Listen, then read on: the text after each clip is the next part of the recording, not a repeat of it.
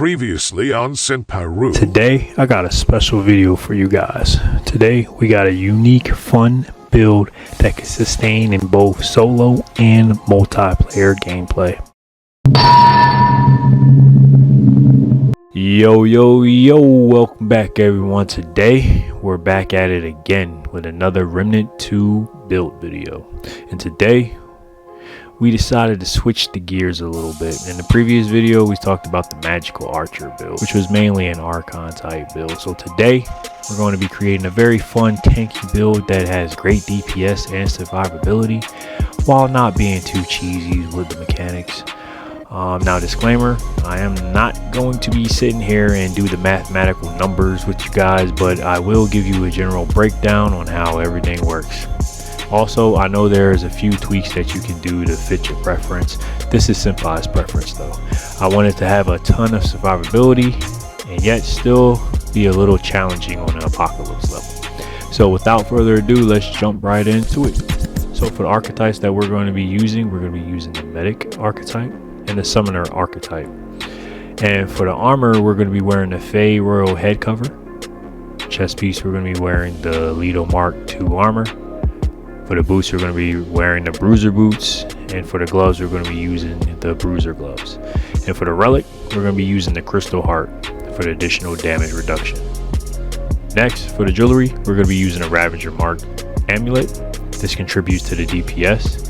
And for one of the rings, we're going to be using the Ring of Omens, of course. This gives you that Misty step. And for the other rings, we're going to be using the Stone of Malevolence for the mod generation.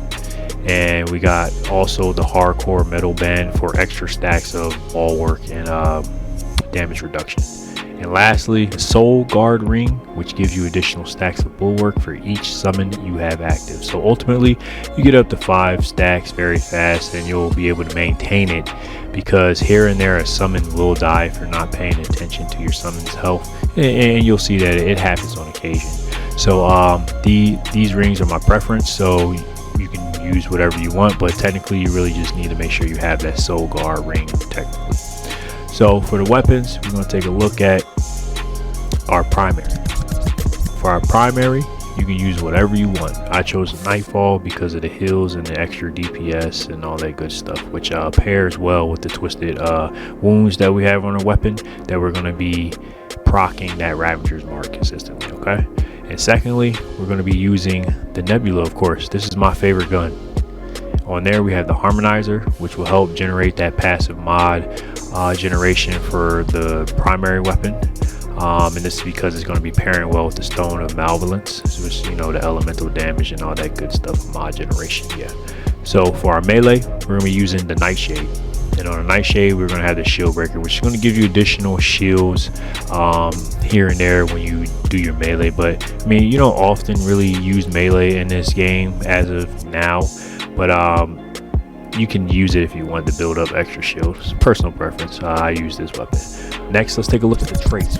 For the traits, I'm going to note here that all here is my preference, but you want to make sure you have Bark Skin, Triage, Rug, and Blood Bond. Now when using Blood Bond, do not worry about the health of the minions because of you spamming your relics. You're going to make sure your relics is healing your minions and keeping that heal up, and that way you're going to be generating passive relics as you're doing it as well, because you're going to initially be healing them and yourself. So there you go. Also, you have the skill from the medic class, which is going to give you additional shields and heal over time as well. So you're going to be pretty tanky with this build, and you're going to love it. It's not going to be too cheesy, but it's still going to give you here and there little challenges. You got to avoid one-hit mechanics and all that good stuff, but it's still going to feel balanced so that it's not too cheesy, because anybody can go out there and make an unkillable build. You know, the game gets kind of boring after a while, but you want to make sure you still give yourself a little bit of challenge. There's also a second version of this build if you want. Makes you a little bit more tanky, not too unkillable on the unkillable side, but you can equip the Sigil of the Doe, which is you just swapping out that Ravager Mark, but you're going to be taking a hit on DPS. I personally wouldn't do it, but you can do it if you want. And you're going to pair that with the Resonating Heart. Resonating Heart is probably like my third favorite relic in the game. First is actually going to be the crystal heart now. The quilted heart was in the #1 spot, but it changed to a while. So I like the crystal heart. The downside is when you're slowed walking speed when you use it, but that's easily avoided with the Misty step, because you're gonna find yourself using your Misty step. When you use your Misty step, you're gonna be traveling across different distances anyway. You're not really gonna be walking. You're gonna be like, transporting. But yeah, anyway, yeah, the resonating heart you can use on there, and that way it gives you a little bit tankiness. It'll give you that 20-second heal over time, and then it's just gonna keep stacking. So there you go, a 2-for-1 special for you guys today. Quick, fast, and simple. Let us know what you think, and as always, remember to shinobi slice that like button and subscribe for more content. I'm Senpai Ru, and I'll see you guys in the next one. Peace.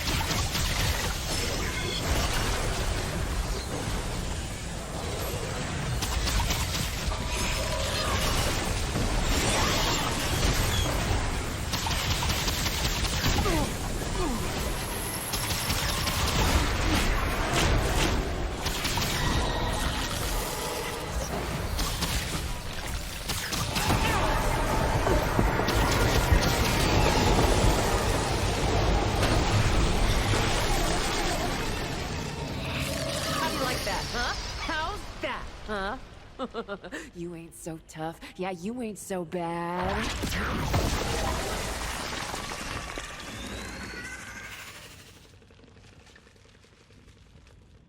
Hey, though, they ask me about money and supple. They say these plays I have, they just say cut.